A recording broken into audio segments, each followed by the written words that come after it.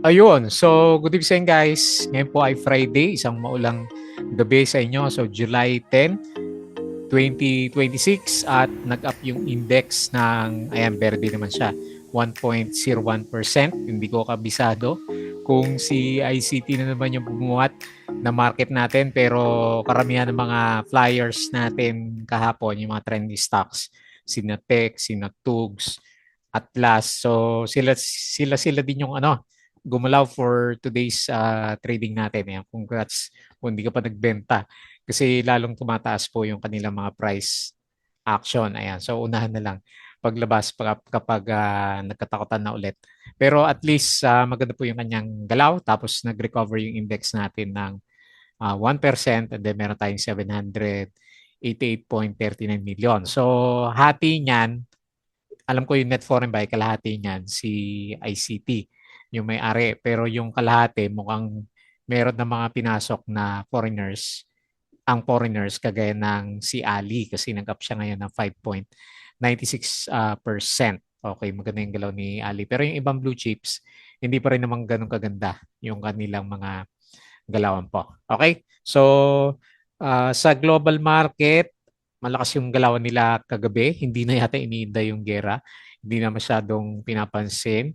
Tapos yung futures nila medyo okay din yung nakita natin. Tapos sa bandang Europe, okay din po, nakarecover siya and majority ng Asian stocks natin, magaganda rin po yung kanilang mga galawan naman. Okay? So sa cryptocurrency, malakas yung crypto ah.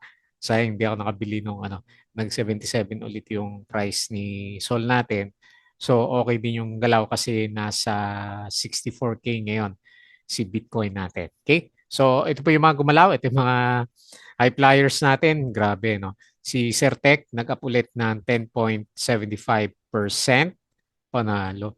So, meron siya net foreign buy na 1.04 million. And then si Tugs, mga penny stocks na. So, 8.33%. Malakas din yung pitik. Meron siyang 335K net foreign buy. Tapos si Atlas Mining, nag-up siya ng 6.41%. Congrats po, pabalik na. So 10.85 million net foreign buy. Ang daming gumalaw. Tapos si TAP, ito may alaga tayo si TAP.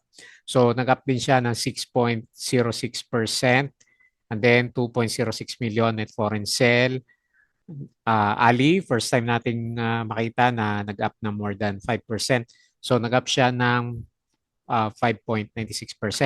And yun nga, 97 million net foreign buy. Tapos si Dito, ayan mga Dito Natics, nag-up siya ng 5.26% and then meron siyang 2.51 million na net foreign buy dito sa markets po natin. Okay?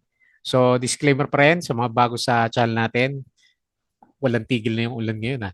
So disclaimer, yung ating review is for education purposes lang po yan. So wag mong gagamitin ito as a reason para mag-buy, sell, or hold ng stocks. May risk po na involved sa market. So due diligence na lang po ako ng stocks yung gusto nyong bilhin. And then follow mo lang po ako dito sa ating Palaboy Trader na YouTube channel. Subscribe ka lang para updated ka or kung gusto mo join ka dito sa trading group naman natin. Okay? So yung mga nakasubscribe, as usual, maraming salamat sa mga usual viewers. Mahina pa rin yung views. Check mo na lang yan, yung ating company reviews, mga sample trades sa market, basic indicators, yung ating mga risk management, and basic learnings po dito sa PSE market naman. Okay? At then follow mo din po ako dito sa ating Palabi Trader Crypto ko to. Ayan. So check mo na lang. So related po lahat sa cryptocurrencies. And then yung ating Facebook account na Palaboy Trader, check mo na lang para updated ka sa mga posts or dito sa Facebook page. Ayan, hindi ko nabuksan. Ayan, check mo na lang. Tapos sa Blogipik, yung mga articles natin sa local market, malapit na nating ma-update ulit yan. Naghanap tayo ng ng katulong sa pag-update. Tapos yung ating Twitter, wala pang summary si bisitahin natin, baka meron na. Wala pa rin, no? Tinatamad yata si refresh ka si Philippine Stock Exchange. Kasi hindi lumalabas yung niya eh. Yung mga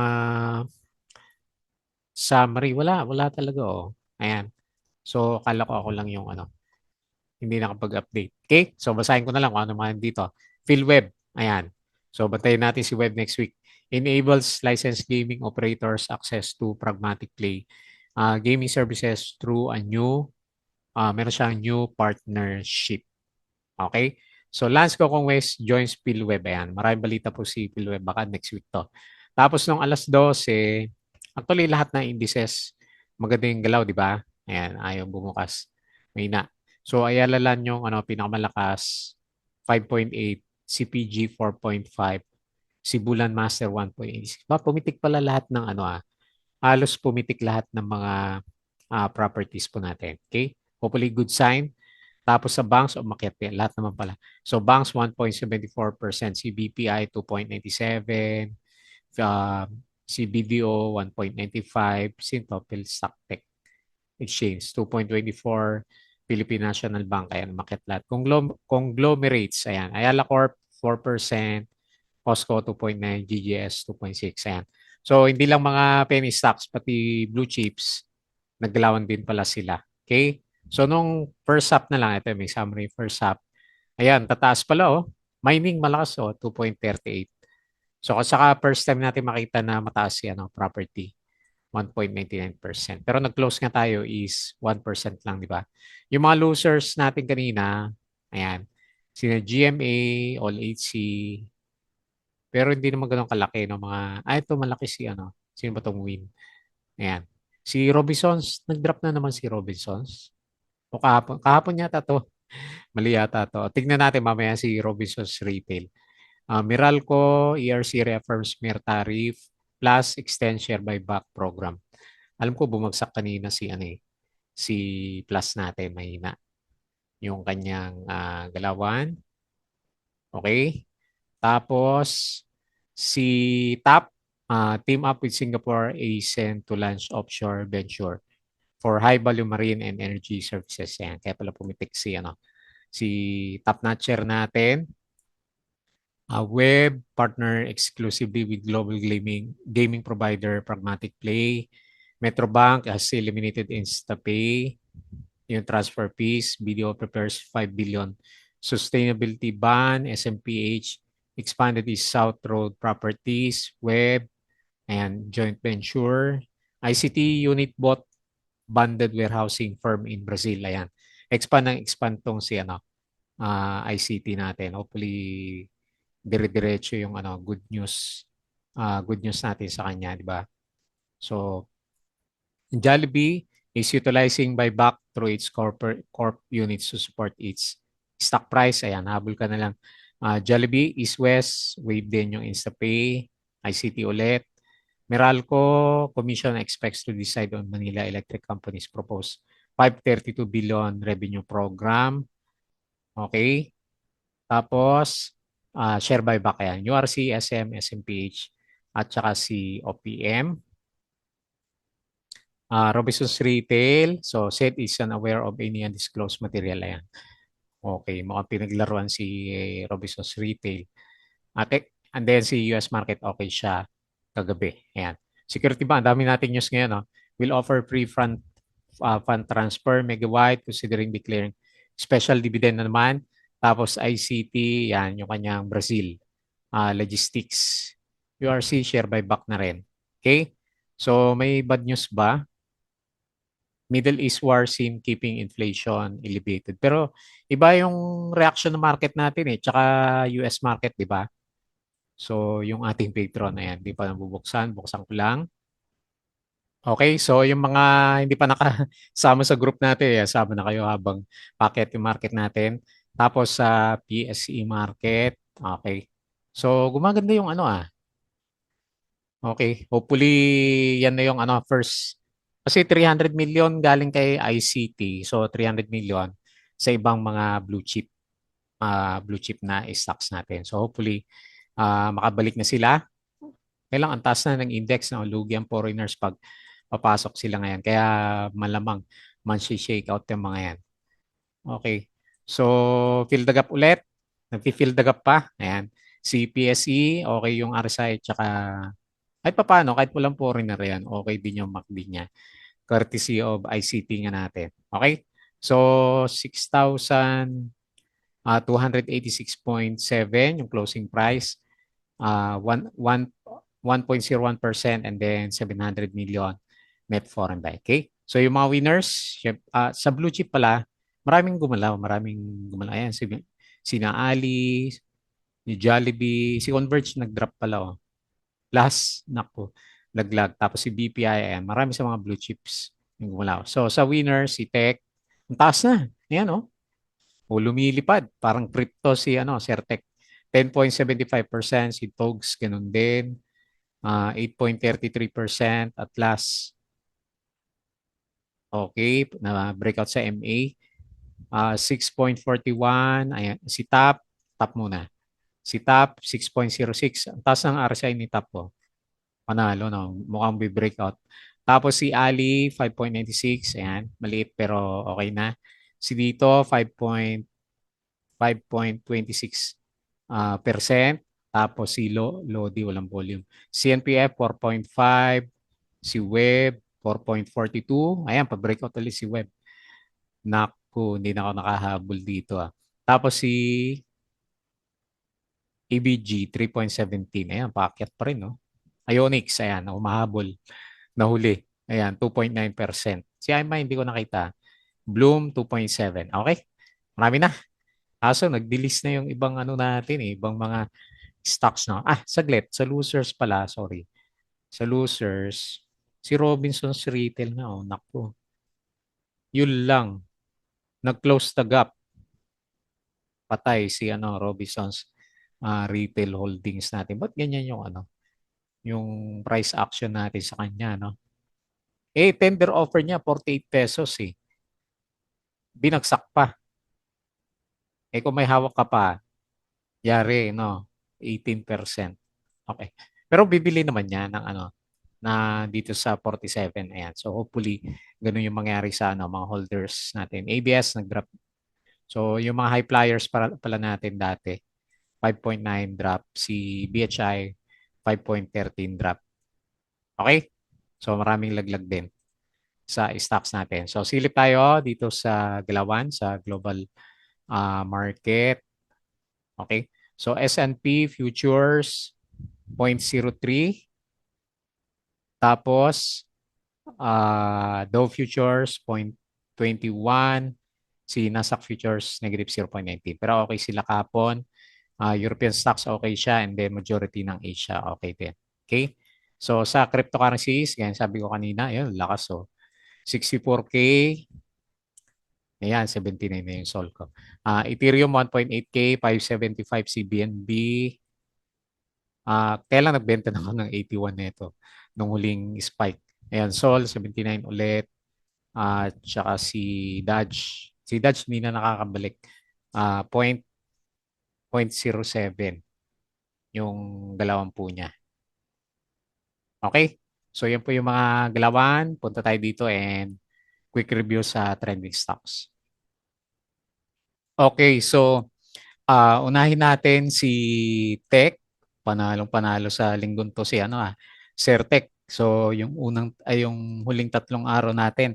So buhos na buhos yung bilihan sa kanya. Yan 50%. Congrats at yun na yung gap na pinag-uusapan natin. Ayan, malapit ng ma-fill. Tapos yung support, tataas na ba natin? Taas natin.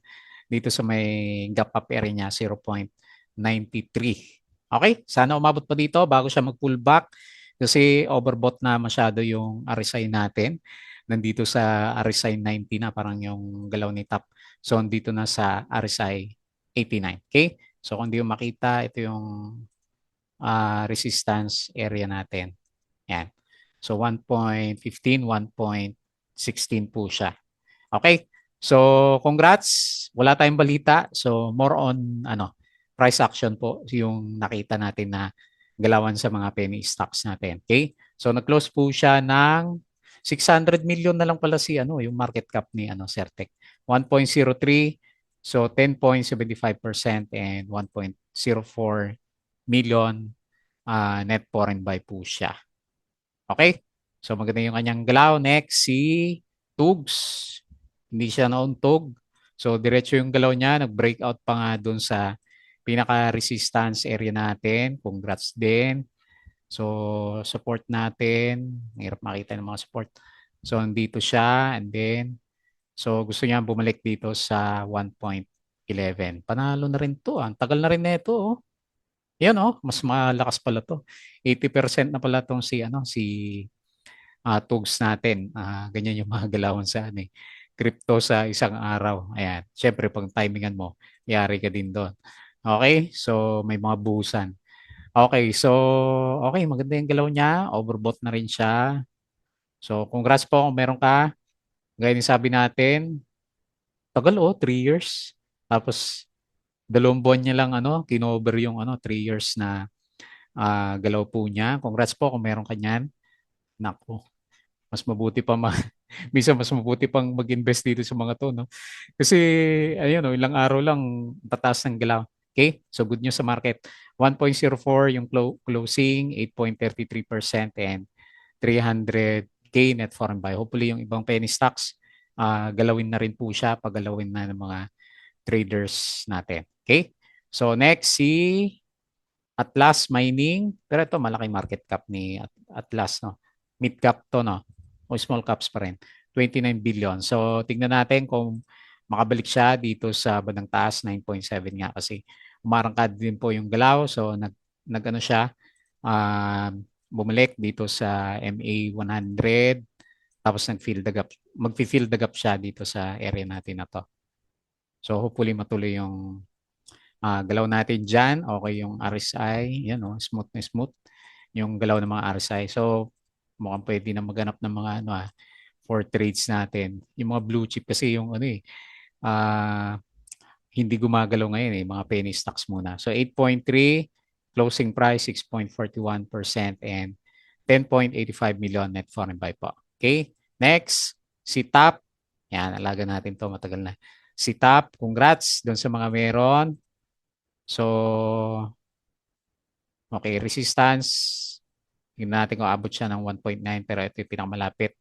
1.81. So, may support na siya dito sa range na to. No? Ito yung isang range natin . So, 1.5 to 1.8. Okay? Kaya lang yung RSI, watch out na lang kasi 89 na . Ayan. Overextended na yung galaw niya. So, yung rally niya, halos 20% na rin yung binigay. Okay, nag-close siya 1.75, 6.06% up and then 2 million net foreign sell. Okay yung RSI, sobrang overbought na. And bullish din po yung MACD. Okay, congrats, daming gumagalaw. And then next, si Ali, yung mga blue chip holders na kagaya natin sa ngayon. Ayan, so maganda rin yung galaw. Ayan, nasa bull side yung RSI. Hopefully, yan na yung recovery natin. Yan. So, maging good sign yan. Mas good sign kapag nag-breakout tayo dito sa pinaka MA 100 natin. Yan. Yan yung kailangan natin na ma-breakout talaga para bumalik tayo sa bull side ng market. Kasi di ba, ayan since 2025 September, hindi siya makalampas sa MA 100. Okay? So, nag-close siya 16 up ng 5.96% and then 97 million net foreign buy. Okay? Next, sa galaw natin, si Dito, ayan mga Dito Natics, gumagalaw din po yung mga alaga nyo, bumalik. So, tingnan natin kung magre-retest ulit dyan. Meron siyang maliit na range from 0.7 to 0.87. Hopefully matuloy siya sa galawan niya. Okay? Tapos, nag-close siya 0.8. So, makita mo din bullish. Bullish na rin yung RSI. And then, okay din yung MACD pala niya. Yan. So, nag-close siya 0.8 up ng 5.26% and then 2.51 million net foreign buy po siya. Okay? So, yun lang yung mga review natin. Hopefully, mas marami pang gumalaw na maganda by next week. Parang hindi masyadong iniinda ng market pa yung negative news ng ongoing na, di ba sabi is tuloy yung yung gera. Kaya lang iba yung reaction ng market. Baka hindi na niya masyadong pinapansin kasi ongoing pa rin naman, di ba, yung P-stocks nila. Nagkaroon lang ng yun nga, bombahan ulit. Ayan. Si Donald Trump, hindi natin maintindihan. Okay po. So, yun lang habang tuloy yung impeachment case sa Pinas. Bago tayo mag-close, please don't forget to subscribe ulit dito sa ating Palaboy Trader na YouTube channel. Join ka lang sa group. Kung gusto mo ng guide sa trading, crypto ko to, follow mo na lang. Facebook account, Facebook page, Bodega Peak, Twitter, and then Patreon sa magsunod ng guide sa trading sa market. Sali lang po kayo dito. Okay? So, yun lang. Maraming salamat. Happy rainy weekends po.